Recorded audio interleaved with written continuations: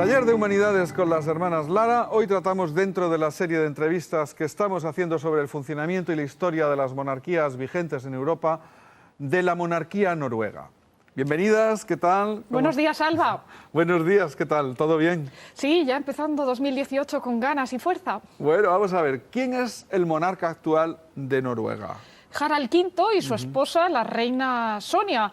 Pero Noruega es un territorio con 5 millones de habitantes y grandes contrastes, porque tiene el control en buena medida del Ártico, del Polo Norte, y luego también reclama posiciones en la Antártida, con topónimos vinculados a la familia real de ahora o de antes, como por ejemplo la tierra de la reina Maud o las costas del príncipe Harald, del príncipe Olaf, y eso por no hablar de la isla de Pedro I. Claro, bueno, del Polo Norte se entiende, del Polo Sur ya es más difícil si no nos acordamos de Amundsen, ¿no? Sí, este explorador fue clave en el control de los mares y además tiene una historia personal muy bonita. Ahora nos han nombrado a Laura y a mí embajadoras internacionales de la Fundación Madrina, una organización centrada en la madre y el niño. Y Amundsen, que no se casó y no tuvo hijos, acabó por adoptar a 2 niñas, a 2 esquimales, 2 inuit, a las que se llevó a su casa y las trató como si fuera su padre o su abuelo, hasta que después las envió a la escuela y él falleció en 1928 mientras iba con la tripulación sobrevolando el Ártico. Hablemos de la dinastía que está actualmente en la monarquía noruega. Es la monarquía, no sé muy bien cómo se pronunciará en noruego, Glaksburg, yo creo, ¿no? Pero Así bueno, es, no sé. Salva. Además, en Noruega siempre ha existido monarquía desde el siglo IX, con esa era vikinga que dura hasta el XI y que después vinculó a Noruega con Dinamarca desde Durante 5 siglos, 1387, con la reina Margarita I como soberana de Noruega de Dinamarca y 10 años después también de Suecia, aunque este país se saldría pronto de la Unión. Si bien es cierto que en 1814, con el fin del Imperio Napoleónico, Noruega pasa a depender de Suecia. No hay buena unión entre los dos países, sí con Dinamarca durante esos 5 siglos casi de vinculación, y en 1905 hacen un plebiscito para elegir un rey que va a ser el príncipe Carlos de Dinamarca. Era el segundo hijo del soberano de este país y se va a trasladar a Noruega con su esposa, ya citada por María, la reina Maud, que era nieta de la reina Victoria. Se van a cambiar el nombre tanto Carlos, que va a pasar a ser Haakon VII, como su hijo Alejandro, que será luego el futuro vikingo, Olaf ¿no? V, padre del actual Harald V, y se van a integrar muy bien en las costumbres noruegas, hasta tal punto de que este rey, Haakon VII, va a ser el soberano de la Primera y de la Segunda Guerras Mundiales y va a dar un comportamiento ejemplar, a pesar de que en 1940 habían sido invadidos por los nazis. Hablemos un poco de las costumbres noruegas, de esas de las que hablaba, que él se adaptó muy bien, se adaptó, bueno, su padre.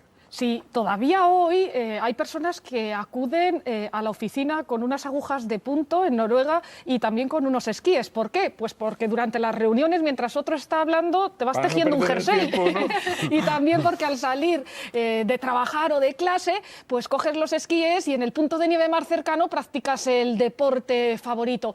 Pero luego hay que hablar de la rica historia y cultura.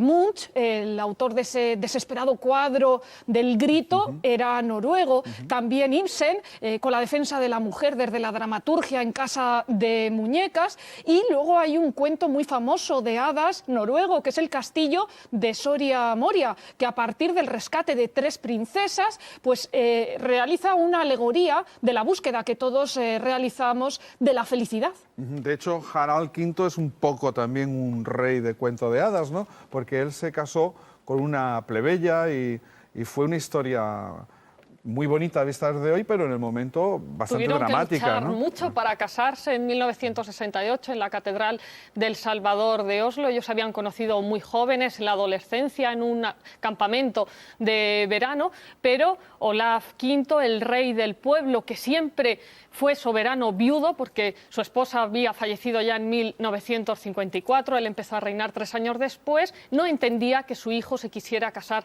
con una plebeya. Bueno, pues le trataron trataron de buscar otras novias, incluida Sofía de Grecia, y se dice que Sonia llegó a amenazar con suicidarse y entonces Harald le dijo a su padre que debía abdicar o renunciar a los derechos. Así se convirtió luego en Harald V.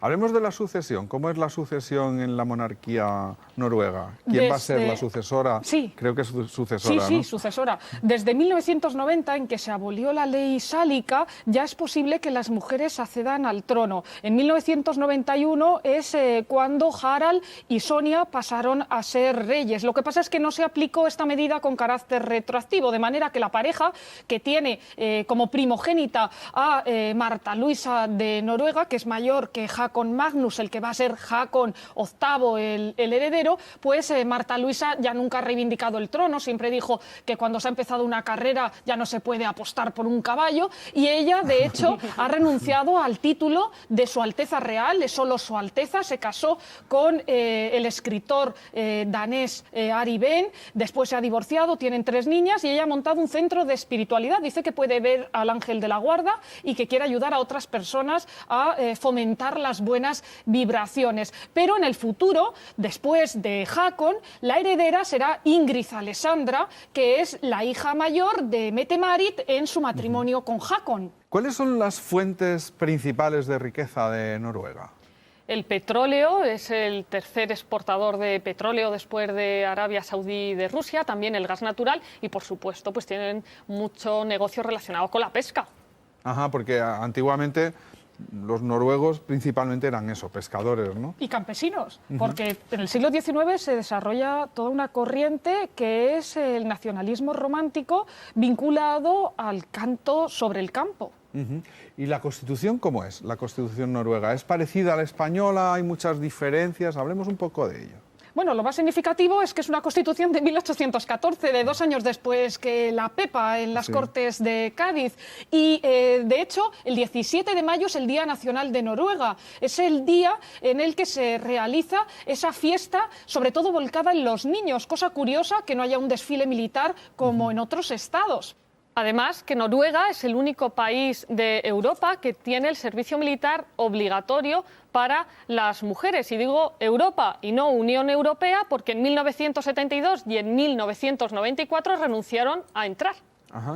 Oye, ¿y la Constitución cómo funciona? Es decir, ¿qué papel tiene reservada la monarquía en ella? Si es puramente simbólico, tiene algo ejecutivo muy claro que tienen que...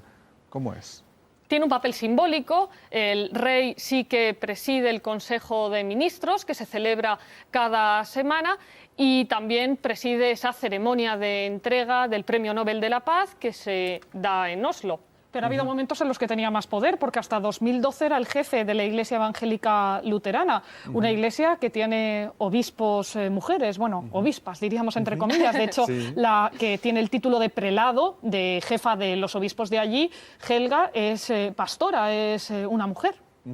¿Qué más cosas podemos decir, qué nos queda por decir de Noruega? Hemos hablado de las fuentes de riqueza, hemos hablado, quizá no hemos comparado del todo, ¿no?, la Constitución noruega con la española. Sí, pues yo querría dar un apunte para que ahora Laura después hable de los diputados de allí, y es que hubo un momento en el que Castilla tuvo una princesa noruega como infanta. Fue en el siglo XIII, en época de Alfonso X el Sabio, cuando su hermano Felipe es casado con Cristina de Noruega. Pasa 5 años esta mujer en España, en concreto por Sevilla, y muere de melancolía. Y ella quiso dedicar una capilla a San Olaf, al rey que cristianizó hacia el año 1000 Noruega. Murió sin consumar ese anhelo. La enterraron, y en Covarrubias, de donde había sido su marido, que antes era eclesiástico, antes de casarse, pues de donde había sido abad de San Cosme y San Damián de la Colegiata, decidieron en Burgos realizar en esta ciudad,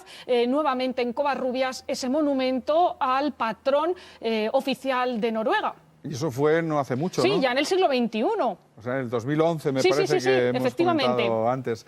Oye, ¿y qué más cosas? Vamos a ver, ¿qué nos queda todavía? Hemos hablado de las provincias de que consta Noruega, Tiene 19 provincias y hay un parlamento con 165 diputados formando una sola cámara, salvo aquellos momentos en que hay que legislar, que hay que modificar la normativa vigente. Entonces se elige una cuarta parte de esos diputados que automáticamente pasan a integrar la Cámara Alta y el resto son Cámara Baja. Tiene 5 millones de habitantes, se organizan bien. Claro. Oye, y para terminar, como conclusión, ¿cuáles diríais que son las peculiaridades más sabrosas, ¿no?, de Noruega? Bueno, una de ellas es el alto nivel de vida, porque aparte de ser un sitio muy seguro, aunque lamentablemente hoy, bueno, y se vio en Oslo, ningún territorio está libre de las amenazas, pero ellos siempre han tenido una seguridad pujante, pues el poder adquisitivo. El sueldo medio allí son 60.000 euros y además, bueno, pues los productos cotidianos para nosotros pues cuestan el doble. Es decir, que si vas con un sueldo de la Unión Europea o de la Europa meridional, pues hay que ajustarse un poco. Claro, o mucho. Sí.